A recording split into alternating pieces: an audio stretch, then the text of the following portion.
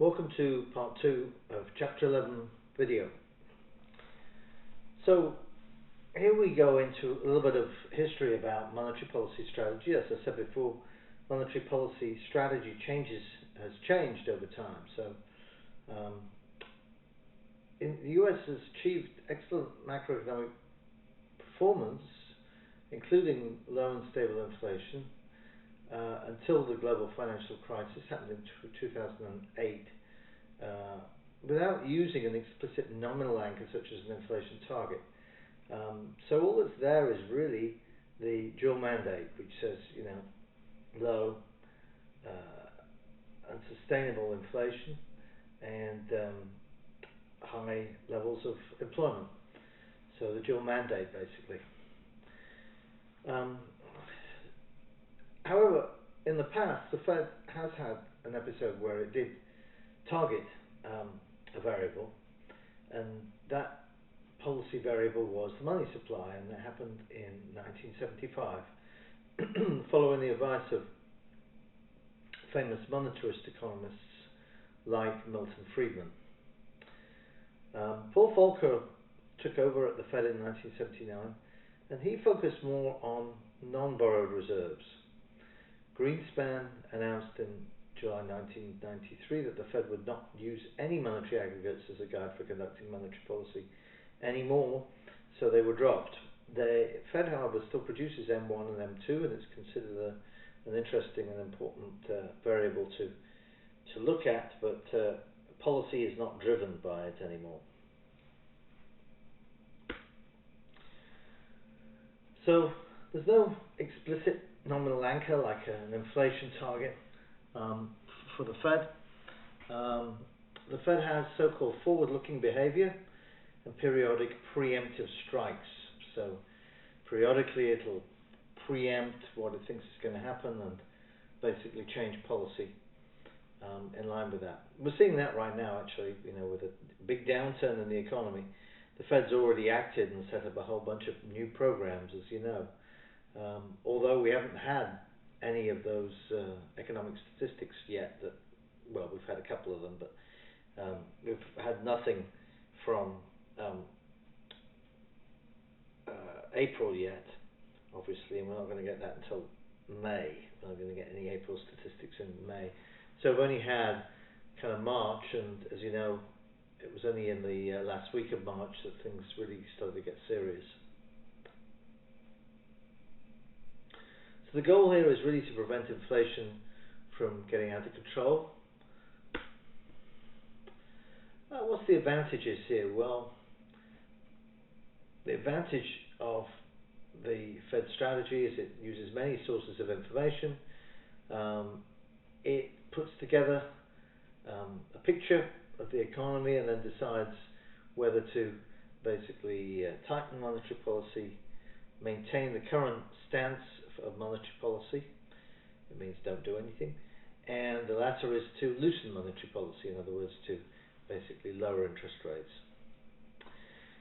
And the advantages that it's already kind of demonstrated success as far as the Fed is concerned in terms of hitting its objectives. The disadvantage is that it has a lack of accountability. You can't point to one particular variable and say, well, we did it because of this, as other central banks can do.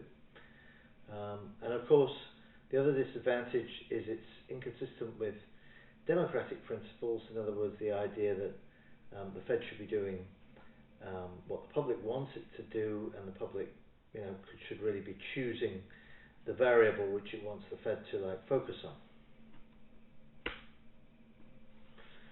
So one can call this the just do it strategy, which I think was originally a Nike ad campaign at one point. But anyway, the advantages of the Fed's just do it approach, well, it's forward-looking behavior and stress on price stability also help to discourage overly expansionary monetary policy, thereby ameliorating the timely consistency problem. So here, they're talking about the forward-looking behavior and the stress on price stability. So there is a stress on price stability, but there is no official target or official rate, although the Fed often talks about 2% being roughly where they want it to be. Disadvantages of the Fed's just do it approach: well, the lack of transparency, strong dependence on the preferences, skills and trustworthiness of the individuals in charge of the central bank. So there's some people who criticize the Fed, saying that the Fed is full of people who lack common sense, although many of them have PhDs in economics, etc. So sometimes you hear those criticisms. Okay, what happened in the global financial crisis? We've already talked about the Fed's actions in that crisis. It set up a number of programs. It embarked on quantitative easing, if you recall. So developments in the financial sector have a far greater impact on economic activity than was earlier realized. Well, anything that operates in the financial sector, as we now know, with the current downturn as well, will affect, for instance, a company's ability to operate, get loans, etc., etc. So banks and other financial institutions are key in terms of understanding what happens, when we get a shock hitting the economy, like this coronavirus, for example. The zero lower bound on interest rates can be a serious problem.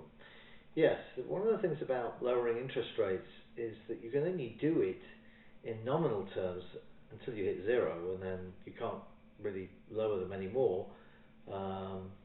It's very difficult to have a policy variable that's a negative interest rate. That doesn't make a lot of sense.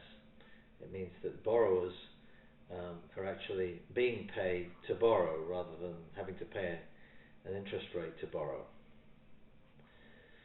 And the other thing we've noticed is that the cost of cleaning up after the financial crisis is very high, and price and output stability do not ensure financial stability. So if we get a really big kind of shock that affects banks, etc., then that can really ricochet through the economy. So the banking sector, as we know already, is important. Next, one of the things about the global financial crisis was the idea that house prices were in a bubble.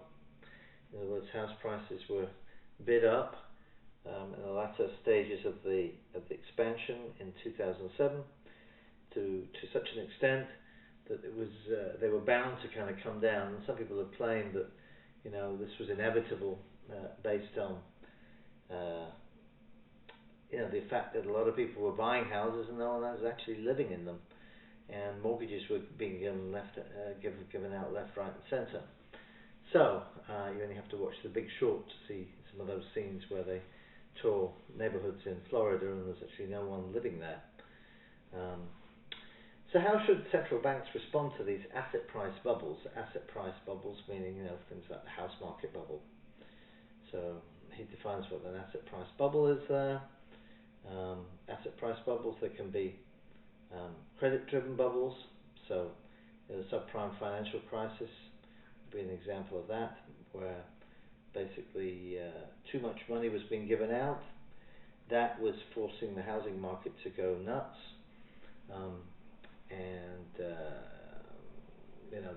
that created the housing bubble as well. Or you can get bubbles slowly driven by irrational exuberance. An example of that may be a stock market bubble, where prices in the stock market get bid up to such an extent that clearly stocks are way out of whack with what they should be. So, the Fed don't really say too much about this, and I remember being at a conference where, this was asked a lot of the Fed, and basically they say, look, our job is not to burst the bubble, our job is to react to a bubble that bursts. So, there's a strong argument for not responding to bubbles driven by irrational exuberance as well, in the sense that if the stock market, has a bubble because of a certain type of firm, stocks being driven up as they were, for instance, in the early 2000s with internet company stocks going through the roof for no real good reason, then the Fed really doesn't have a role to respond there. If people want to bid the prices up and hold those stocks, then that's their problem. Bubbles are easier to identify when asset prices and credit are increasing rapidly at the same time, and monetary policy should not be used to prick those bubbles, in other words, to burst those bubbles. So, most central banks now, they talk about macroprudential policy, and a lot of research is going on in terms of the regulatory policy to affect what's happening in credit markets in the aggregate, and central banks are very much involved in that.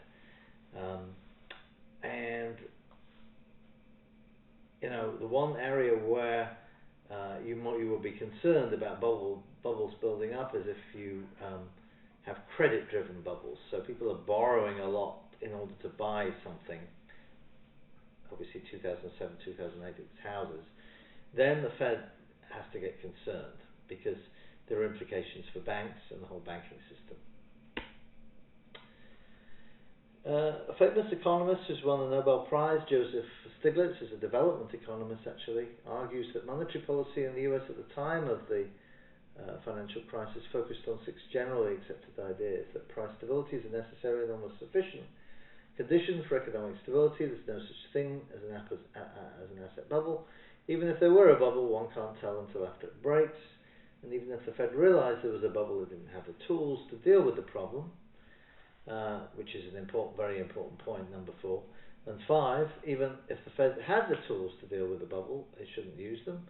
And 6, it's better to clean up after the bubble breaks rather than to interfere in the market beforehand. So what I was saying earlier, that most bubbles the Fed doesn't want to get involved with, only if it's going to have some kind of ricochet effect through the economy and impact banks and other financial institutions. Okay, kind of the last part of this chapter deals with instruments and targets. This is really the framework of monetary policy. And, central banks, when they set monetary policy, they've got the major problem because of lags. And these are information lags. When I say lags, when the Fed sees a change in the economy, it's got to process that information. That's called the information lag. Then it's got to call the meeting and discuss the issue and discuss what they're going to do. That's called the administrative lag. Then they make the decision, and they've got to tell the Federal Reserve Bank of New York if it happens to do with government bonds, or else, set up the appropriate facilities. And what we call that is an impact lag. So actually deciding what to do and doing it, and then making the announcements to the public that's being done, that's the impact lag. So there's a delay when the Fed changes policy and when that policy affects employment, output, and prices, in other words, the macroeconomy. And the Fed has to think about how it can use its tools, the tools of monetary policy, of course, which we've done earlier, to affect policy instruments. And policy instruments are those things that the Fed can directly affect, and thus hit some targets with the intent of achieving its goals.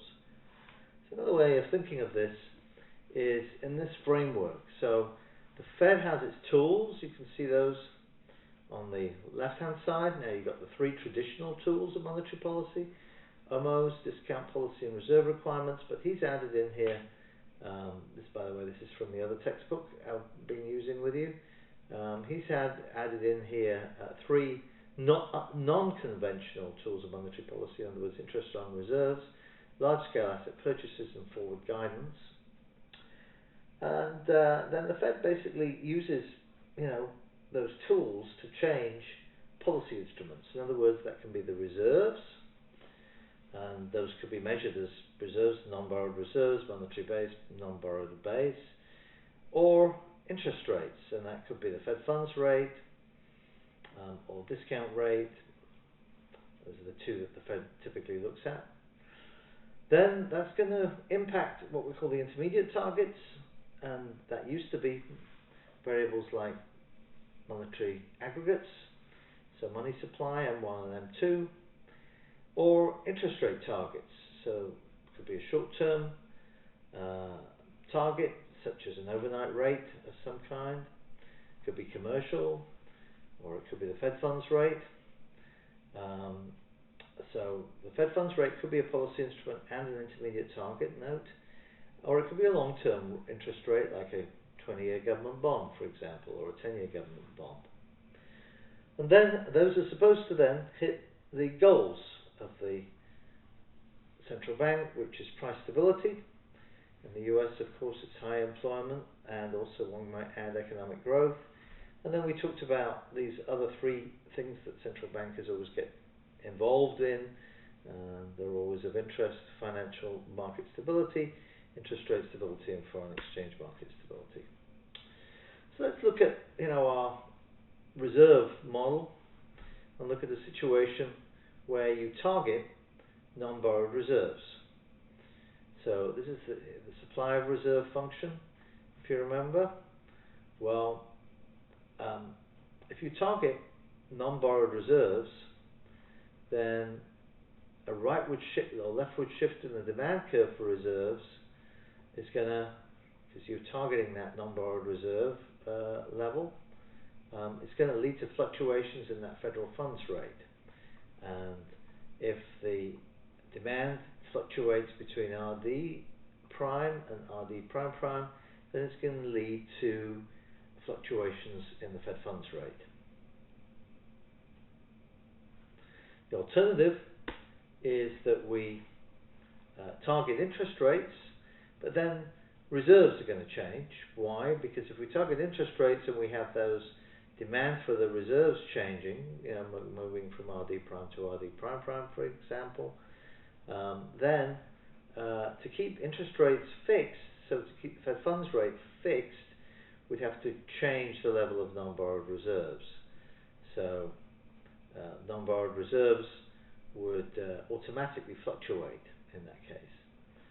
So in other words, we either keep non-borrowed reserves fixed and let interest rates fluctuate, or we keep interest rates fixed, and that means that non-borrowed reserves have to fluctuate.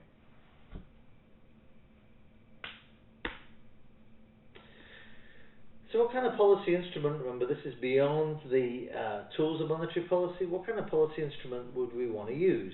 Do we want to use that non-borrowed reserves, or do we want to use the Fed funds rate? Well, here are three criteria to using or to selecting which are best. First of all, observability and measurability.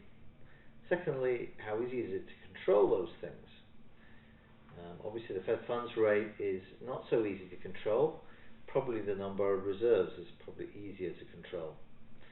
Although with a discount rate and discount borrowing, I'm not so sure about that either. And are there any predictable effects on the goals from changing those policy instruments? The answer there is probably not, no. Okay, the next topic I want to cover is central bank independence. And central banks didn't used to be independent. They used to be basically an arm of the Treasury or an arm of the Ministry of Finance of a country. Now they're generally seen as being independent of the political process. They answer only indirectly to elected officials. You hear from some quarters that the Fed is weak on inflation and it's debasing the currency. So some people are critical of the Fed in that regard. And also, we saw this with Rand Paul in the last election. There were some senators, Rand Paul, for example, who would like more political control over the Fed. So Rand Paul has said that there should be an audit of the Fed, and the audit should be presented to Congress and the Senate, and the General Audit Office should also look over its accounts. At the moment, the General Audit Office doesn't. Okay, last section deals with the Taylor Rule. Now, the Taylor Rule, I'll give you some background here. The Taylor Rule idea is based on trying to think about where the Fed funds rate should be. And John Taylor came up with the idea that the Fed funds rate depends on two things. It depends on the inflation rate in the economy, and also it depends on the so-called output gap. In other words, the growth, if you like, of GDP over time and how much it's below where it potentially could be.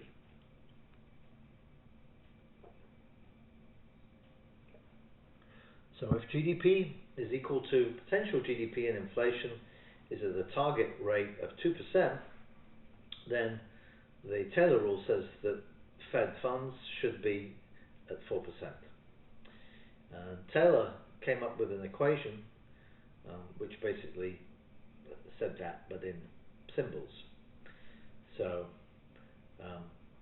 basically that means that if it's a nominal Fed funds rate of 4% and we have an inflation rate of 2%, then it means the real Fed funds rate is 2%.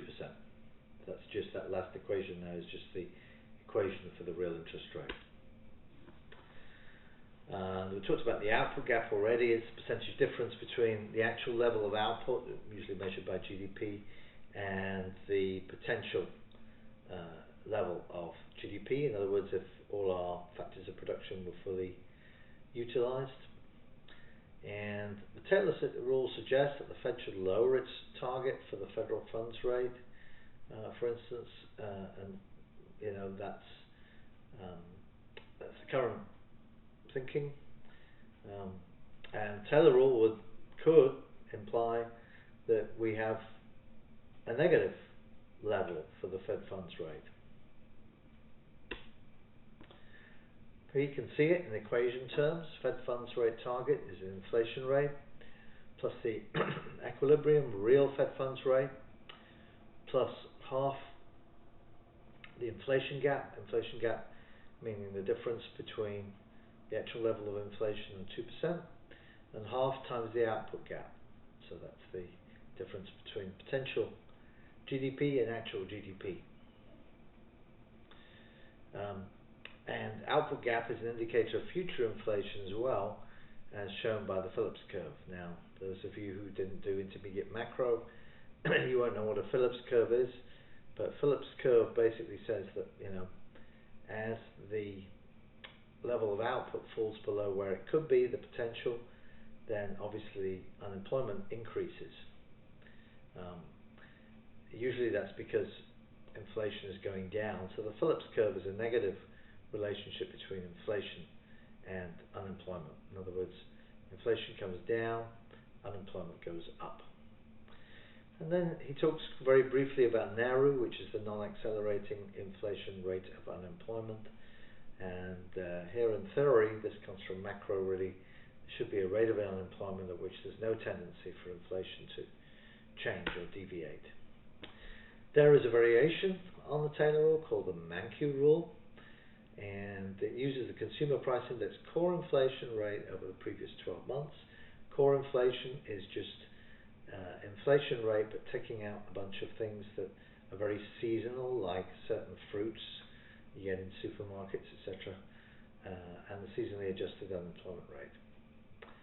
So he posited this formula, which is the Fed funds rate equals 8.5 plus 1.4 times core inflation minus unemployment.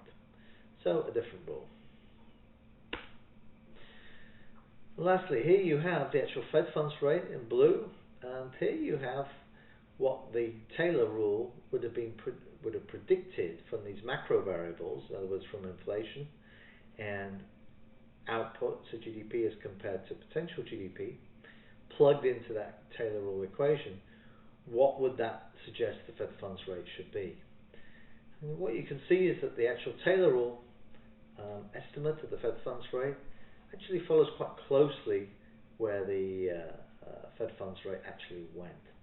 You can see the Fed funds rate, you know, from around 2007 through to 2014, which is where this slide happens to stop, was basically zero. Now it's gone up, or it went up after 2015, but it's come all the way down now. It's now, I think, at 0.25%, somewhere around 0.25%. the end. Thank you very much for listening.